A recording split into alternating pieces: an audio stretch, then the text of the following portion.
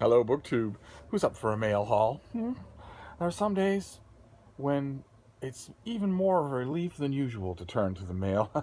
And a day in which the news in America is black letter law openly confessed treason is certainly one of those days. So we have 4 packages here, and it ends in a great big box. So that ought to provide some momentary relief. Let's see what this first one is. It's tiny. It's romance. And not only is it a romance, it comes out, all right, this comes out in late September. Not only is it a romance, but it's a romance by an author I really like, Nalini Singh. This is, look at that. It's like a cool version of Keanu Reeves. This is Archangel's Viper, a Guild Hunter novel. And this is an advanced copy of a romance mass market. That seldom happens for me. Once a broken girl known as Sorrow, Holly Chang now prowls the shadowy gray underground of the City of Angels. But it's not for her winged allies who make her a wanted woman. It's the unknown power coursing through her veins. Brutalized by an insane archangel, she was left with the bloodlust of a vampire, the ability to mesmerize her prey, and a poisonous bite. Now someone has put a bounty on her head. So she didn't have enough troubles. All right. Okay, so Archangel's Viper is due in September. A mass market. Wow. All right. Let's move on. This one is flat. Could be a kid's book. What have we here? Oh, my. Oh, very nice. Oh, this is better than this is a catalog. This is the folks at Da Capo Press. This is their fall catalog. There's Bettany Hughes' book Istanbul. I think we saw that on this channel. There's yes, there's this thing. I've been getting a great deal of amusement out of this. There's a new biography of Chester A. Arthur. It's called The Unexpected President.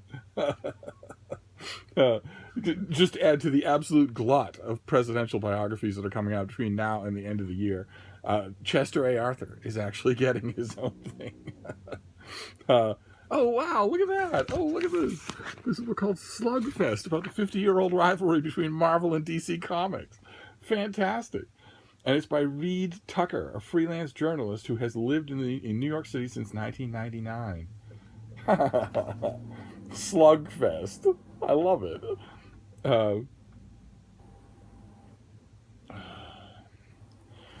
But then you get the good, you get the bad with the good. They're coming out in October 10th. Thomas Fleming, one of our greatest Revolutionary War historians, is coming out with a book called The Strategy of Victory: How General George Washington Won the American Revolution. Which is, the book is 304 pages, but it could be only one word, and that word would be accidentally. What have we got here?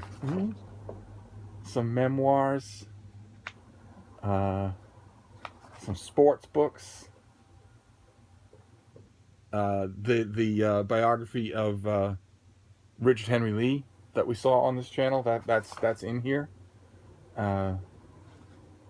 More sports books, more rock and roll biographies, memoirs by people I've never heard of.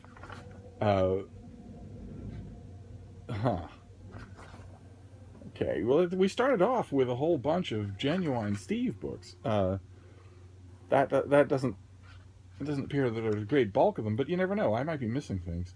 And then we go to cookbooks and healthy living guides. But as you might remember from earlier videos about book catalogs, one of the things I like to do is to go to the paperback release section and see if a certain someone has been blurbed. So let's do that. Let's go all the way to just so this doesn't take forever. Let's go to the paperback section, if there is one in here, and see. Oh no, there isn't. All right. Okay. So this is just fall releases. Okay. All right. Well, there's some close reading I need to do there, although some of those are dead obvious. There's no way you can not read them. And then we'll move on to this one. It's nice and heavy. What is this? Fantastic. Okay, we saw actually something very similar to this just the other day on this channel. This is When the World Seemed New, George H.W. Bush and the End of the Cold War by Jeffrey Engel.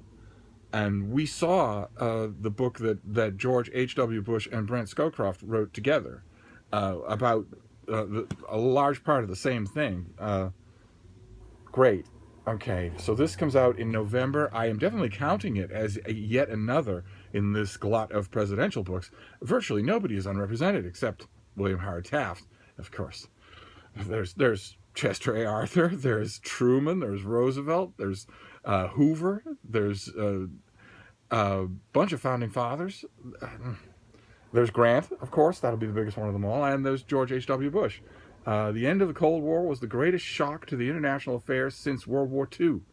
In that perilous moment, Saddam Hussein chose to invade Kuwait, China cracked down on its own pro-democracy demonstrators, and regimes throughout the Eastern Europe teetered between democratic change and new authoritarians. Not since FDR in 1945 had a U.S. president faced such opportunities and challenges. You know, at the time, I mocked such rhetoric, but I now see that it's true. As the presidential historian Jeffrey Engel reveals in his page-turning history, behind closed doors from the Oval Office to the Kremlin, George H.W. Bush rose to the occasion brilliantly. Distrusted by such key allies as Margaret Thatcher and dismissed as too cautious by the press, Bush had the experience and the wisdom to use personal one-on-one diplomacy with world leaders. He knew when it was essential to rally a coalition to push Iraq out of Kuwait. He managed to help unify Germany while strengthening NATO. Based on unprecedented access to previously classified documents and interviews with all of the principals, When the World Seemed New is a riveting, fly-on-the-wall account of a president and with his hand on the tiller, guiding the nation through a pivotal time and setting the stage for the 21st century. Okay, so that cover copy was certainly approved by the author, and so you get a strong sense of the tone of the book. It's going to be adulatory. But I believe I have read this author's work, and his tone might be adulatory, but it won't be deceitful. Let's see, have I read him? Yes, okay, yes, I have. He did a book. He made a book out of the diary that George H.W. Bush kept in China, and it made oddly fascinating reading. I loved it. And I think I reviewed it. If I reviewed it, I will put the link down below. But I'm looking forward to this. It's going to be a presidential autumn. Which kind of reminds me, we should get on with our presidential library. We should have only done one episode. I'll have to work on that. Then we've got the box. This will wrap things up. Oh goodness. Oh my gosh. It's bomb-proof. Fortunately, we always have scissors to hand because they're so helpful.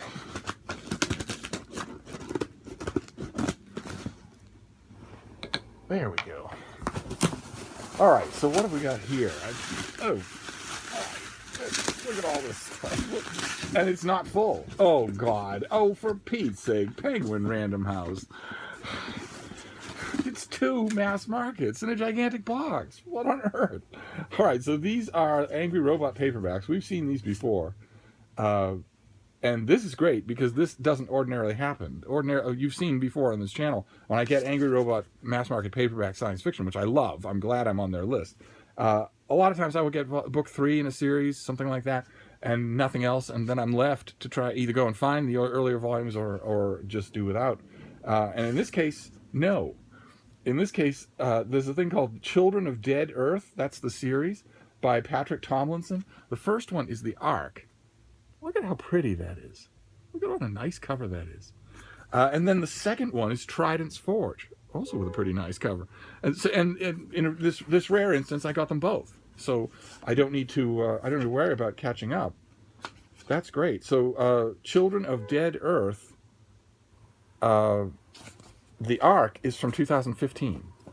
And then Trident's Forge, I guess, is going to be new.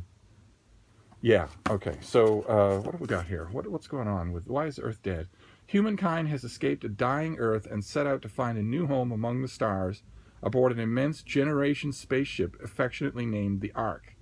Brian Benson is the Ark's greatest living sports hero, enjoying retirement, working as a detective in Avalon, his home module. The hours are good, the work is easy, and the perks can't be beat. But when a crew member goes missing, Benson is thrust into the center of an ever-expanding web of deception, secrets, and violence that overturns everything he thought he knew about living on the Ark and threatens everyone aboard. Okay, that's kind of interesting, right? Because most of the time generation ship stories are about the generation ship. They're about the idea, the conception of a generation ship and what interstellar travel would actually be like, what hard science interstellar travel would actually be like. In this, it sounds like that is just the setting for a gumshoe detective story. So that's really interesting. I wonder how that will play out. And now I don't have to worry. I can just start with the Ark and move forward. That's great. So this was kind of an odd mail haul. Like 3 mass market paperbacks. That never happens. So we have Nalini Singh, and we have 2 science fiction novels, and then the Da Capo press catalog, which I will scrutinize as soon as I turn off the camera. And then I admit the Steve book is this George H.W. Bush book,